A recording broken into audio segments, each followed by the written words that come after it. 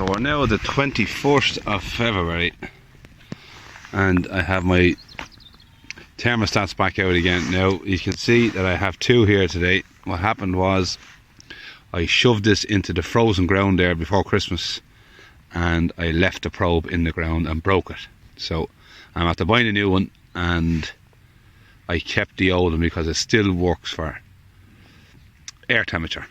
So at the minute, for the record, on the 21st of February we're running at 8 degrees soil temperatures, which is 46 Fahrenheit, which is 2 degrees above the magic number of 6 degrees Celsius for growth. So this is what things look like ahead of us on the 21st of February at 10 degrees daytime temperatures, 50 degrees Fahrenheit. So very mild. It's going to get colder in the next few days. This weekend is going to be dry and crisp and bright, so we'll see and we'll check at the weekend. So we're now the 22nd of February, just 10 o'clock in the morning. Now last night we had a cold front that passed overhead, and what's beautiful about these cold fronts at this time of the year is you get a lovely fresh crisp blue sky morning the next morning. So we don't mind the rain when it comes at night time. We can get our jobs done in comfort. Now the situation at the minute is, you can definitely notice I'm 2 cows less. Obviously I have one sold, Boss Cow. She was sold and the other lady's gone. So you can definitely notice the smaller load on feeding the last few days. So basically what I'm doing is I'm giving them enough of an area of this stockpile grass that we skipped on the first rotation. I'm giving them enough of an area that will do these few cows 2 days. And then after that then I'm giving them a hay bale, a good strong big hay bale that's doing them another 3 days. So I'm giving it to them alongside the hay on the first couple of days as well, and they're glad to be getting it. So they have that bit of grass, so they're kind of filling up on the grass the first few days, and then whatever's left is the bit of picking alongside their hay for the few days afterwards. So what I'm trying to do is I'm trying to slow them down going up this hill and spare out our grass and allow for that little bit of growth that's coming, which is coming. You can notice places now that have grazed twice this year have already started to green up in the last while. So I'm going to go and give these their hay, because they're waiting patiently now with me here. I'm going to give them the most of that bale there, and that'll sort them out for today. But let me just show you something here now as well. And it's just let me step over this fence here. My little soil stat is in the ground. I have it sitting in the ground. Now I have 2 of them now, as you saw earlier in this video. So basically soil temperatures today are 7 degrees, so it's still above the magic number. It's in the Goldilocks zone. And here's another feature I will show you also, is our pH. So our pH on this bit of ground is absolutely perfect. You want to have your pH between 6 and 8, and that is 7.2. So the pH here is perfect. You can actually notice that there's no rushes on this little area here, but the rushes then begin above it. So I'm actually going to pull this up. Oh Lord, I broke the last one from lifting it from the...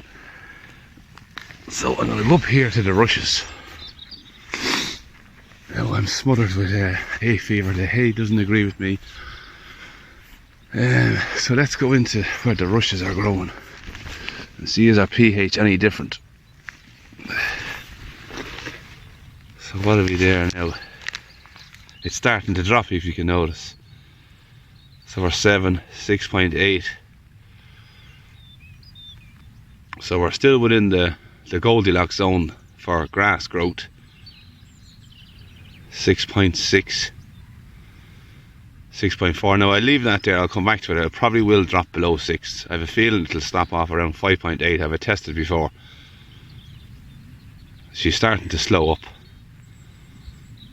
So it's not too bad here. It's actually just inside where it is optimal.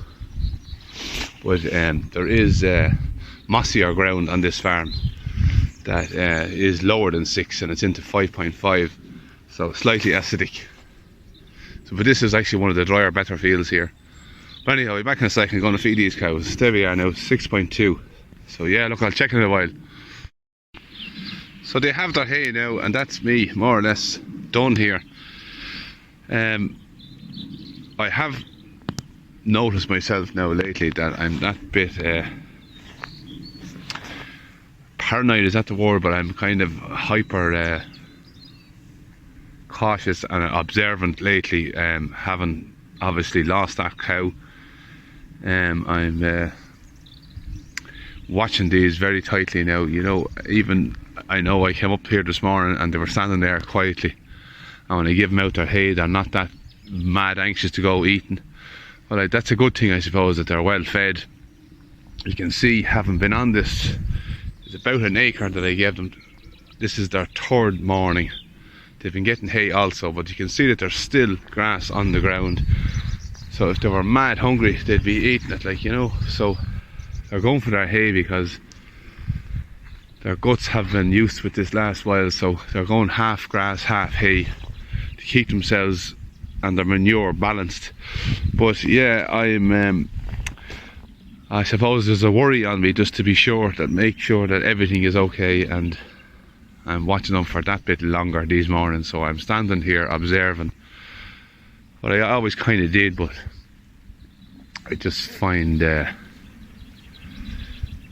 confidence would be knocked out of you a small bit having lost that cow, but I'll regain it, and they all seem to be perfectly healthy and fine, and I suppose I just have to keep a close eye on all of them at all times. Yeah, so that is the situation at the minute. What else was there? Well, I won't just do it now. I was talking about the pH in the ground.